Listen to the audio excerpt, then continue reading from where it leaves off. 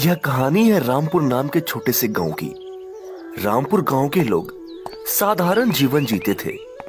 इस गांव के ज्यादातर किसान अपनी आजीविका के लिए खेतों पर निर्भर रहा करते थे। इस गांव में माधव नाम का एक किसान रहता था। माधव बहुत ही मेहनती और ईमानदार किसान था, लेकिन वह हमेशा अपनी किस्मत को कोसता रहता था। और आखिर कोसे भी क्यों ना, माधव बहुत मेहनत करता था, परंतु उसकी फसल कभी समय पर नहीं पकती थी, और जब पकती तो बारिश या सूखा सब बर्बाद कर देता था।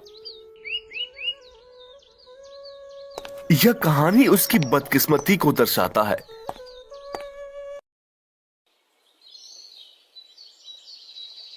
एक दिन माधव काम के लिए सुबह सुबह खेतों की ओर निकल जाता है। माधव के पास एक छोटी सी जमीन थी जो अगल बगल से दूसरों की जमीन से जुड़ी हुई थी। माधव जो अपने खेत पर पहुंचा तो देखता है उसके अगल बगल के खेतों पर काम करने के लिए कोई भी नहीं आया है। पता नहीं क्या बात हो गई है, आज अब तक कोई काम पर नहीं आया। लगता है किसी को कुछ पड़ी ही नहीं है।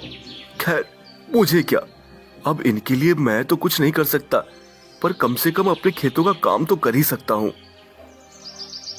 कुदाल लेकर वह अपने खेत पर काम करने लगता है। काम करते करते सुबह से दोपहर हो जाती है, पर माधव अपना काम करने में इतना व्यस्त था कि उसे समय का पता ही नहीं लगा।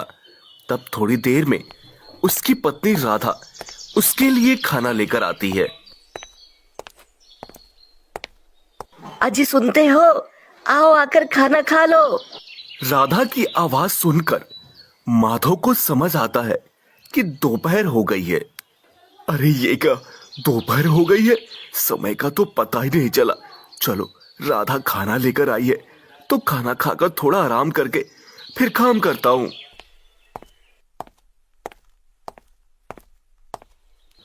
माधव राधा के साथ खेतों के पास वाले पेड़ के नीचे बैठकर खाना खाने लगता है। क्या हुआ जी, लगता है आज कुछ ज्यादा ही थक गए हो आप। हाँ राधा, आज सुबह से लगातार खेतों में काम कर रहा था। सुबह से दोपहर हो गई और पता ही नहीं चला। तो आपने थोड़ी देर आराम क्यों नहीं किया, बोलिए। मैं क्या करता राधा, अगल बगल के खेतों में कोई काम करने आया ही नहीं, तो मुझे लगा अभी दोपहर होने में समय है, इसीलिए मैं लगा रहा। तुम आई तब पता चला कि दोपहर हो गई है। क्यों जी, ऐसा क्या हुआ है? अब तक कोई आया क्यों नहीं खेतों में काम करने के लिए? वही तो राधा, इन लोगों का सही है, जब मर्जी आते हैं जब मर्जी जाते हैं। और एक मैं हूँ जो इतनी मेहनत करता हूँ, फिर भी पता नहीं कैसी किस्मत है मेरी, जो कोई ना कोई बहाने से मेरी मेहनत बर्बाद कर ही देता है। माधव को परेशान देख राधा उसे दिलासा देने की कोशिश करती है। आप इतना दुखी क्यों हो रहे हैं? आपको पता है ना कि आप मेहनत करते हो, तो किस्मत को क्यों कोसना? आज आपकी किस्मत साथ नहीं दे रही तो क्या हुआ? क्या पता कल आपकी किस्मत आपका साथ देने लग जाए। हाँ राधा, पर यह कल कब आएगा? कब मेरी किस्मत मेरा साथ देने लगेगी? जब भी मैं सोचता हूँ इस बार कोई परेशानी नहीं होगी, तो फिर कहीं ना कहीं से परेशानी आ ही जाती है। देखिए, आप निराश मत होइए, आप बस अपनी मेहनत पर ध्यान दीजिए, और मुझे पूरा भरोसा है कि आज नहीं तो कल आप खुद मुझे कहेंगे, लगता है मेरी किस्मत मेरा साथ दे रही है। राधा, देखते हैं ये समय कब आता है। राधा माधव को खाना खिलाकर राधा वहां से चली जाती है, और माधव फिर से अपने खेतों में काम करने लगता है। माधव अपने खेतों में काम कर ही रहा होता है, तभी वहां पर बगल वाले खेत का मालिक बिल्लू आता है, और माधव को काम करता देख बिल्लू उसे आवाज लगाता है। अरे क्या हाल है माधव भाई, लगता है आज कुछ जल्दी ही आ गए थे खेतों में काम करने। जल्दी जल्दी कैसे बिल्लू भाई, दोपहर हो चुकी है, तुम आज कुछ ज्यादा ही देर से आए हो। हाँ भाई, आज थोड़ा लेट से उठा था तो सोचा दोपहर का खाना खाकर ही जाऊं खेतों पर। माधव भाई, तुम्हारे चेहरे का हाल तो कुछ और ही बता रहा है। क्या बात है, किस चीज की परेशानी है तुम्हें? क्या बात होगी बिल्लू भाई, मैं तो बस अपनी किस्मत को लेकर परेशान था। अरे माधव भाई, कब तक अपनी किस्मत को लेकर कोसते रहोगे? और कब तक किस्मत के भरोसे चलते रहोगे ये बताओ। बिल्लू, अब अपनी किस्मत को कोसना तो क्या करूं? तू तो जानता ही है ना, पिछले साल बाढ़ आई और उससे पिछले साल सूखा पड़ गया था। और जब इस साल कोई प्रकोप नहीं है तो मंडी में अनाज के दाम गिर गए हैं। तो परेशान ना हूं तो क्या करूं? माधव भैया, एक बात बताओ, हम दोनों के खेत एक दूसरे के अगल बगल ही है, यानी तुम्हारे खेत में जो आफत आई होगी वही मेरे यहाँ भी हुआ होगा। तो मैं तो नहीं कोस रहा अपनी किस्मत को। हाँ, मैं मानता हूँ कि किस्मत का साथ बहुत जरूरी होता है, पर सुनो भाई, मेहनत का फल भी जरूर मिलता है। कभी कभी हमें किस्मत को बदलने के लिए खुद अच्छे कदम उठाने पड़ते हैं। मैं कुछ समझा नहीं, जरा विस्तार से बताओ तो बिल्लू भाई।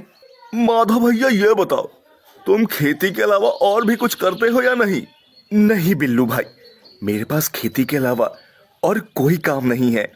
मेरे पिताजी और दादाजी भी यही काम करते थे। दादाजी की जमीन पिताजी को मिली और पिताजी से अब मुझे। हम हमेशा से ही अपनी जमीन पर निर्भर रहे हैं।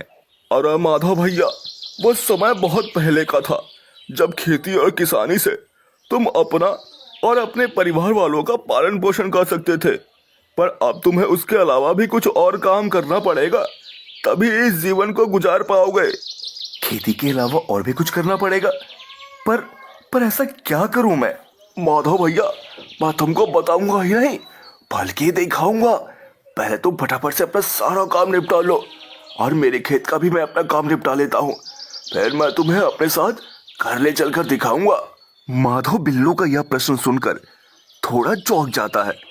उसे लगा बिल्लू के पास कोई ऐसी बात है जो उसकी समस्या का समाधान कर सकती है।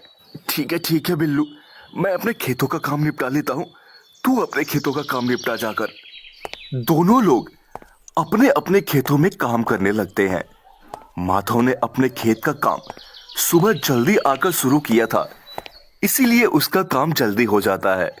माधव अपने खेत का काम करके बिल्लू के खेत के पास जाकर खड़ा हो जाता है और बिल्लू का काम करता देख मन ही मन सोचता है, बिल्लू भाई की मदद कर देता हूँ ताकि उनके साथ उनके घर जाकर ये पता कर सकूं कि वह क्या दिखाना चाहते हैं।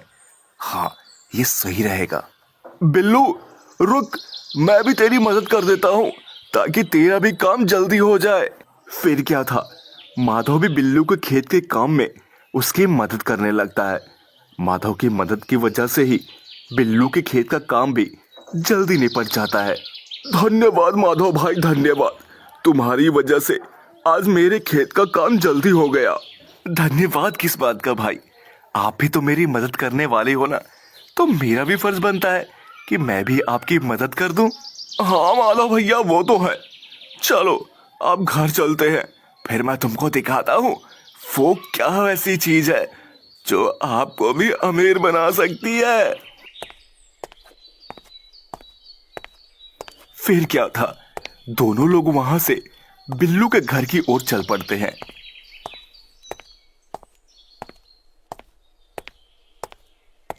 चलते चलते दोनों बिल्लू के घर के पास पहुंच जाते हैं और घर में जाने से पहले बिल्लू माधव को पहले ही रोक देता है। माधव भैया, तुम बहुत परेशान थे, इसलिए मैं तुम्हें अपने साथ ही राज बताने के लिए लाया हूँ। पर मैं जो तरीका तुम्हें बताऊंगा और घर में जो चीज तुम देखोगे वो तुम किसी को भी नहीं बताओगे, मुझसे वादा करो। बिल्लू की यह बात सुनकर माधव थोड़ा चौंक जाता है और वो सोचने लगता है, मुझे तो कुछ गड़बड़ लग रहा है, वरना बिल्लू भाई ऐसी बात नहीं करते। वो घर पर मुझे ऐसा क्या दिखाने वाले हैं? अरे माधव भैया, कहाँ खो गए?